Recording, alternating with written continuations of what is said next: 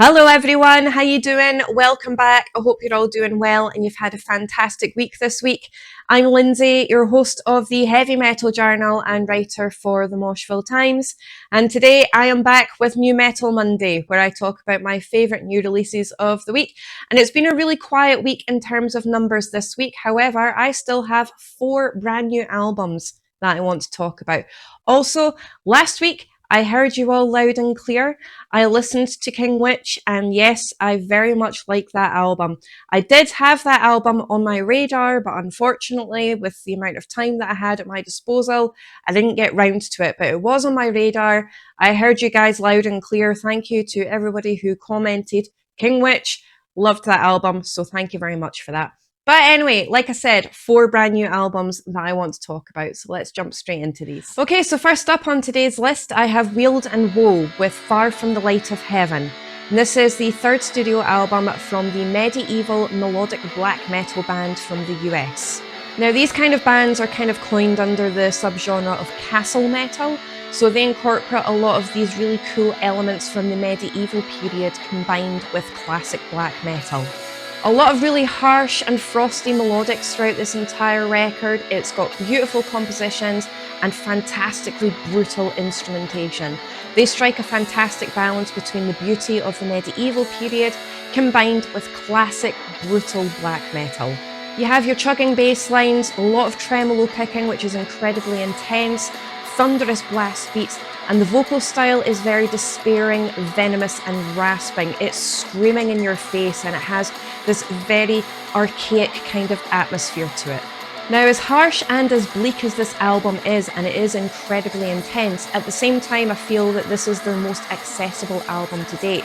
So if you are going to be getting into this band, this is the album that you should definitely start off with. But don't get me wrong, I really love their last 2 albums as well, particularly the 2nd album that was released back in 2023, For the Good of the Realm. That featured in my top 40 albums of 2023.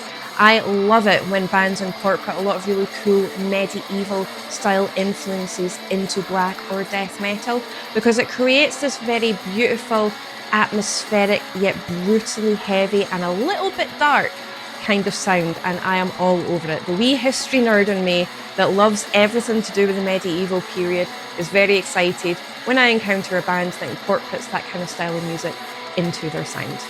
So if you are a fan of the likes of Obsequy or Darkenhold, Immortal and Vehemence, you're definitely going to want to get onto this. Loved everything about it. Fantastic melodic black metal combined with medieval style period music, and it's just a fantastically artistic yet brutally ferocious album. Definitely check it out. Plus that artwork as well is absolutely stunning. Okay, so next up I have Eminentia Tenebrae with Whispers of the Undying. And this is the 4th studio album from the epic atmospheric melodic black metal duo from France. Now, at the time of recording this video, this album was not available on Spotify, however it is on Bandcamp. However, they have released 1 track from the album over on Spotify, so I hope they update Spotify with the whole album soon. So when this video goes live, it won't be featured on the usual Spotify playlist. However, I will make sure that the Bandcamp link is linked in the description box below so you can find it as easily as possible. I will keep an eye on things though, and as soon as I see that it has been uploaded onto Spotify, I'll make sure to get that added into the playlist as well. So don't worry if it's missing, it's not available there at the moment.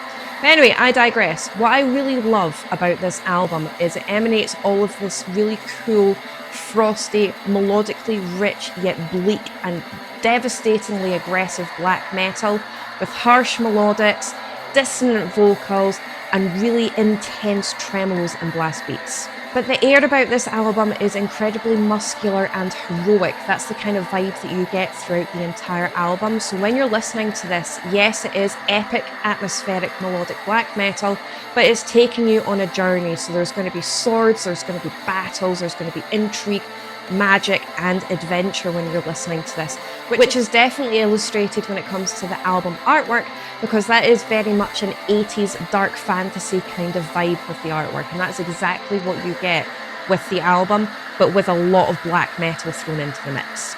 The other thing that I really like about this album as well is it is fairly consistent without it being too repetitive. You get exactly what you expect with this album, but it's beautiful and it entices you and hooks you in. There's a lot of synth and keyboard work throughout this album, but it doesn't compromise the instrumentation and the black metal energy. So if you are a fan of the likes of the Shoulden album that I recommended a couple of weeks ago, Juice, Sabbath, or Alderon, that kind of epic, frosty, very bleak but highly addictive melodic black metal that has this air of grandiosity with a huge muscular atmospheric presence, this one is definitely for you. Loved everything about this. Definitely check this one out. Okay, so next up on my list, I have Seasons in Black with Anthropocene. And this is the third studio album from the black death metal band from Germany. Now, this is their first album in about 12 years, and they have come back with an absolutely massive bang. This album is incredible. It perfectly balances death metal and black metal, which is the primary focus throughout the album, but there's a lot of really cool groove metal elements, a little bit of a gothic metal tinge to it, and a little bit of a progressive moment here and there as well. But overall, this album is ferociously heavy, incredibly intense, and so ridiculously addictive. The melodies and the harmonies in this are incredible. It is so unbelievably catchy. This album is very layered. It twists, it turns, you have no idea what direction it's going to go in. There's a little bit of synth interplay between all of the riffs and the intense drums, but it's not overstated. It's perfectly placed throughout the entire album, which creates this very dark and ominous atmosphere. This is an incredibly heavy, yet very catchy album. Not to mention, they have done a fantastic cover of Stiltskin's track from the 90s, Inside, which is ridiculously addictive. It is such a fantastic cover. So if you are a fan of the likes of Disparaged, Paganizer, Paradise Lost with a little bit of Opeth thrown into the mix there, this one is definitely for you, but I absolutely loved this album. I am obsessed with their cover of Inside. It's a fantastic track. Definitely check this one out. Okay, so last up on my list, but certainly by no means least, I have Eraore with Infinitus Somnium. And this is the second studio album from the progressive death metal band from the UK. Now, this album is 42 minutes long, but there's only 3 tracks on it altogether. And each track is split into chapters and movements, basically. There's different stages of these 3 tracks.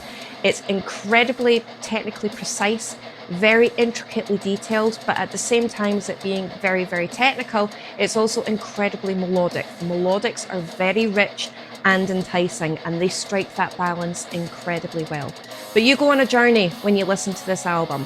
Now, I am notoriously fussy when it comes to technical death metal and progressive death metal. It has to strike that perfect balance between technical aspects and the intricacies, but also maintain that very ferocious and melodically rich feel to it as well. And that's exactly what you get with this. This takes you on a journey. You're going on a grand adventure when you listen to this album, and it really does entice you. I kept coming back to this album over and over again. I wasn't sure what exactly it was that was attracting me to this album, but I kept revisiting it, and every single time I listened to it, I discovered something new. I experienced a different kind of emotion, and I had a whole new experience altogether. Like I said, it's only 3 tracks long, but the 3 tracks are incredibly sprawling, but at the same time, it doesn't overstay its welcome either. So if you are a fan of the likes of Persephone, Inferi, Fallujah, with a little bit of Rivers of Nile thrown in there, this one is definitely for you. Plus that album artwork really grabbed my attention as well. Purple is my favourite colour, so when I see that an album artwork is incorporating a lot of purple, I am all over it, and I absolutely loved this one. For somebody who is notoriously fussy when it comes to technical death metal and progressive death metal, like I said, I loved this. It strikes the perfect balance. Definitely check this one out. And that's it for this week's New Metal Monday. Once again, comment down below to let me know what you think of today's records. And if you have any of your own recommendations, please let me know and I will definitely get them added to my list. If you use Spotify, make sure to follow the Spotify play link that I've got linked down there as well, where I update it every Monday when one of these videos goes live with all of the albums that I talk about on my new Metal Monday videos, unless specified otherwise. If you don't use Spotify though, make sure to check out the description box anyway, because I have included all of the band's Bandcamp links, just so you guys can find the music that I'm talking about as easily as possible. If you use social media, all of my handles are down there too, so feel free to give me a follow. I am a lot more active over on social media. Also, I want to know what your opinion is on the Black Sabbath farewell show that happened at the weekend. I wasn't there, but I have watched footage of it, and the emotions that I felt just watching the footage were incredibly strong. So I have no idea what people experienced when they were actually there. When he started singing Mama, I'm Coming Home, I was gone. I was in absolute bits. That struck me straight in the feels, and I'm still traumatized by it. It was beautiful, but it was also incredibly traumatizing at the same time. Now, I did mention this on social media. I will hold my hands up and admit when I am wrong, because I was one of those cynical people when this was first announced that didn't think it was going to be very good. However, I can categorically confirm that I was incredibly wrong about that. It was a fantastic show from what I've seen. I wasn't there, but from the footage that I have seen, it really got to me. The emotions and the feelings and just the huge amount of pride that I felt for this historical moment in metal was unbelievably strong. So, like I said, I cannot even begin to understand what people were feeling when they were actually there. So, yes, I was wrong. I shouldn't have been a cynical bastard about the situation. I am so happy that I caught the footage that I did. Hats off to everybody involved in that, pulling that together, whether that was the people running in the background, Sharon Osbourne and the management team that put this together, all of the bands that were involved. Absolutely fantastic show, and what a way to send off the legends that started it all. Anyway, that was my 2 pence worth. Thank you all so much for your support. I appreciate you guys as always, and I will see you very soon in my next video.